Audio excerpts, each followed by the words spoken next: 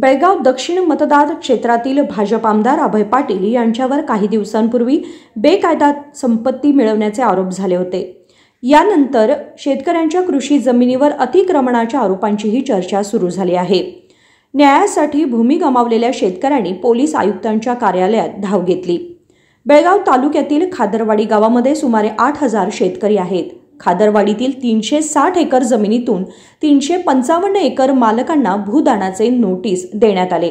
यावेळी आमदार अभय पाटील यांच्या निकटवर्त्यांनी भूमी विकत घेऊ असे फसवणूक करून सांगितले असा आरोप आहे। त्यानंतर गावातील 18 पंचांनी एकत्र येऊन जमिनीचा 1 एकर 13.5 लाख रुपयांना विकला, परंतु त्या पैशांची अद्याप शेतकऱ्यांना प्राप्ती झालेली नाही। 13.5 लाख रुपयांमध्ये विक्री झालेली जमीन बुडाला 1,08,00,000 रुपयांना विकली गेली। हा पैसा शेतकऱ्यांना मिळालेला नाही, तर आमदार अभय पाटील यांच्या निकटवर्तीयांना प्राप्त झालाय असे आरोप आहेत। आता या सर्व जमिनीवर आमदार अभय पाटील यांचा भाऊ संतोष पाटील आणि वकील रविराज पाटील यांच्या नावावर विक्री करण्यात आली आहे असे सांगितले जाते। आम्ही गेली 2 वर्ष खादरवाडी गावातील आपण आपले सर्व ग्रामस्थ आणि शेतकरी बांधव गेली 2 वर्ष आम्ही आंदोलन करतोय आणि ते जे 360 एकर जी खादरवाडीची जी शेती जमीन आहे ती शेकडो वर्षापासून गावची जमीन म्हणून त्याच्या उतार्यावरती होतं, परंतु त्या ठिकाणी त्या शेतकऱ्यांना खोटी नोटीस प्रीतम नसलापुरी बुडा कमिशनर हे खोटी नोटीस देतात आणि त्या ठिकाणी त्या गावामधील शेतकऱ्यांना भीतीचं वातावरण त्या ठिकाणी पसरवलं जातं आणि त्या शेतकऱ्यांना त्या ठिकाणी तुमची जमीन जाते म्हणून भीती दाखवली जाते। तर तिथं एक खोटी नोटीस येते आणि खोटी नोटीस आल्यानंतर दक्षिणचा आमदार अभय पाटील त्याचे छेले त्या ठिकाणी जातात आणि गावात एक वातावरण निर्माण करतात की तुमची जमीन आज बुडा काढून घेते, हे असं त्या ठिकाणी वातावरण निर्माण केलं जातं आणि निर्माण केल्यानंतर शेतकरी घाबरून जे 18 पंच आहेत त्या गावातले ते मध्यस्थी करून ही शेती 13,50,000 ठरवली जाते आणि ठरवली गेल्यानंतर 2-4 दिवसामध्येच परत ती जमीन बुडाला विकली जाते 1,08,00,000 रुपये पर एकर।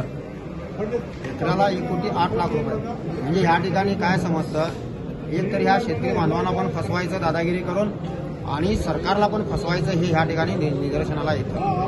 आम्ही त्या ठिकाणी आमची मागणी एकच आहे की जी गावची जी शेती आहे त्या गावच्या शेतीवरती गावचं नाव आहे खादरवाडी पळवाट शेती म्हणून जे नाव आहे, किती एकर आहे?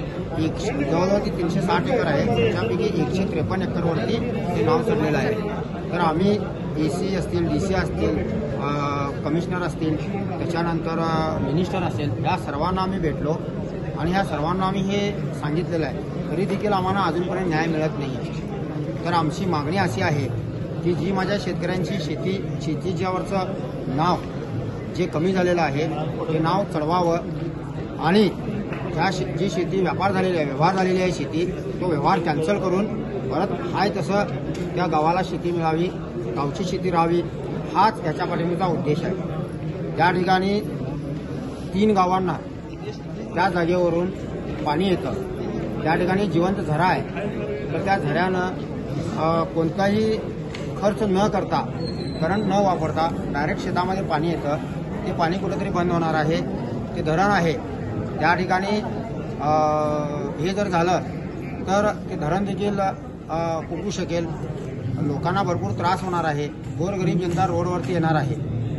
तर हे जे असं जे खोटं कृत्य ह्या लोकांनी केलेलं आहे, म्हणजे बुडा कमिशनर असतील किंवा आणि कोणी अधिकारी असतील, ह्या सर्वांना त्यांच्यावरती गुन्हा नोंद झाला पाहिजे आणि त्यांना ह्या गुन्ह्याखाली त्यांच्यावरती केस रजिस्टर झाली पाहिजे, अशी आपली मागणी आहे। या प्रकरणात गेल्या 1.5 वर्षांपासून शेतकऱ्यांनी संघर्ष केलाय, परंतु काहीही उपयोग झाला नाही। शेतकऱ्यांनी ही कृषी जमीन विकली नाही, शेतकऱ्यांवर दबाव टाकून त्यांची जमीन काढून घेण्यात आली आहे। 7-12 उतार्यावर खादरवाडी ग्रामाच्या नावावर असावं लागेल। आम्ही खादरवाडीचे आज शेतकरी संघटना आता आम्ही एस पी ऑफिसलाकडं कंप्लेंट द्यायसाठी आलो आहे. हे कंप्लेंट द्यायचं कारण असं की कुरुंदवाल सरकार असताना आमच्या गावची जमीन ही कुरुंदवाल सरकार आपल्या 5 शेतकऱ्यांच्या नावावरती करून गेलं होतं आणि गावाला वाटणी करून द्या असं सांगून ते गेले होते. आणि त्यावेळी आमच्या गावच्या जमिनीवर शेतकरी खादरवडीचे शेतकरी लोक सामायिक वहिवाट करतात असं ते नाव होतं. आणि ते नाव मधल्या काळात काढून याच्यातील काही दलालांनी हे नाव काढलं आणि त्यानंतर ही जमीन आमदार अभय पाटील यांच्या काही दलाल याच्यात मिक्स होऊन ती शेतकऱ्यांकडनं लुबाडून घेऊन त्यांना धमकी देऊन त्यांच्याकडनं ती 13,50,000 खरेदी करून लगेच 2 दिवसात बुडाबरोबर 1,08,00,000 व्यवहार होतो. आणि पुरा तो व्यवहार झालेला तो आम्ही पुढे DWD मिनिस्टरना धरून तो व्यवहार कॅन्सल केलेला आहे. तरीसुद्धा त्यांनी असे शेतकऱ्यांना हे करून जमीन हडपलेली आहे. आणि आम्हाला आता कुठलंही काही बोलायचं हे करायचं तर गावात आपल्याला वारंवार पोलीस स्टेशनमधनं धमक्या येतात, पोलीस स्टेशनमधनं फोन येतात आणि आमच्यावर कंप्लेंट होतात. हे करत असताना आम्ही हे गावासाठी लढत असताना आमच्यावरती कंप्लेंटसुद्धा झालेले आहे आणि आमचे काही शेतकरी आमचे जेलमध्ये सुद्धा जाऊन आलेले आहेत. आणि आता आम्हाला काही मीटिंग घेत असताना हे करत असताना सुद्धा आम्हाला खूप विचार करावा लागतो, कारण की लगेच आमच्यावरती कंप्लेंट येतात, धमकीचे फोन येतात. आणि आमचं आता सध्याची एकच अशी मागणी आहे की आमचं जे समाज वहिवाट नाव जे चोरीला गेलं आहे ते नाव आम्हाला आमच्या ह्याच्यावरती घालून पाहिजे आहे. आणि जे सगळे व्यवहार आहे जमिनीत जो भ्रष्टाचार झालेला आहे त्या भ्रष्टाचाराची पूर्ण चौकशी व्हायला पाहिजेत आणि ते व्यवहार सगळे कॅन्सल झाले पाहिजेत. परत याच्यात काही लोकांनी असं केलेलं आहे की डुप्लिकेट अकाउंट काढून हा व्यवहार कॅन्सल होते म्हणून. याच्यात मेन विशाल धामणेकर आहे. हा विशाल धामणेकरनं हा व्यवहार कॅन्सल होतो असं म्हणून जे शेतकरी जे वारसदार होते त्यांच्यातल्या 2 लेडीजची नावं त्या माय बहिणी आहेत. त्या माय बहिणींचे जे व्यवहारासाठी आधार कार्ड आणि हे डॉक्युमेंट दिले होते त्या डॉक्युमेंटचा गैरव्यवहार करून त्यांना बोगस अकाउंट काढून त्यांचं ते व्यवहार चेक त्यांनी कॅन्सल केलेले नको म्हटलेले चेक त्यांना त्यांचे बोगस महिला उभे करून त्या अकाउंटमधले पैसे काढलेले आहे. तो व्यवहार असं करून तो ह्याच्यावरची सुद्धा आमच्याकडे पुरावे आहेत आणि ह्याचीसुद्धा सगळे काटेकोरपणे चौकशी व्हावी आणि आपल्या या जनतेला न्याय मिळावा. आणि पोलीसही सुद्धा याच्यावरती लक्ष घालत नाहीत. कारण लास्ट आम्हाला आपल्या कार्यकर्त्यांना जेव्हा अटक झाली तेव्हा आम्ही पोलीस स्टेशनसमोर आंदोलन केलं. तेव्हा आमचं भरपूर मोठ्या संख्येत आपलं गाव तिथं उपस्थित होतं. आणि त्या टायमालासुद्धा कमिशनर साहेब उपस्थित होऊन त्याने आम्हाला सांगितलेलं होतं की आम्ही याच्यावरती 2 माणसं नेमून याचा न्याय निवाडा देतो, पण अजून पण आपल्याला न्याय मिळालेला नाही आहे. तो न्याय आम्हाला हवा आहे. आणि बेळगावमध्ये आता परवाचीच गोष्ट अशी आहे की त्यांच्यावरती AC ऑफिसमध्ये जर असे काही घटना घडतात की त्यांचे सामान जप्त करण्याची वेळ येते. असं का होतं बेळगावमध्ये? कारण की हे कुठेतरी चुकीचे वागत आहेत आणि ह्याचे आमच्याकडे पुरावे आहेत. कारण की AC सर म्हणतात DC सगळं तहसीलदाराकडे, तहसीलदार साहेब म्हणतात AC साहेबाकडे आहेत. हे मग कोणाकडे आहे कोणाकडे? आणि ह्यांनी आमचं गावचं नाव जे चोरलं आहे काढलेलं आहे त्याला यांच्याकडे काही एक चिटोड्याचा पुरावा नाही आहे. मग हे गेलं कसं नाव?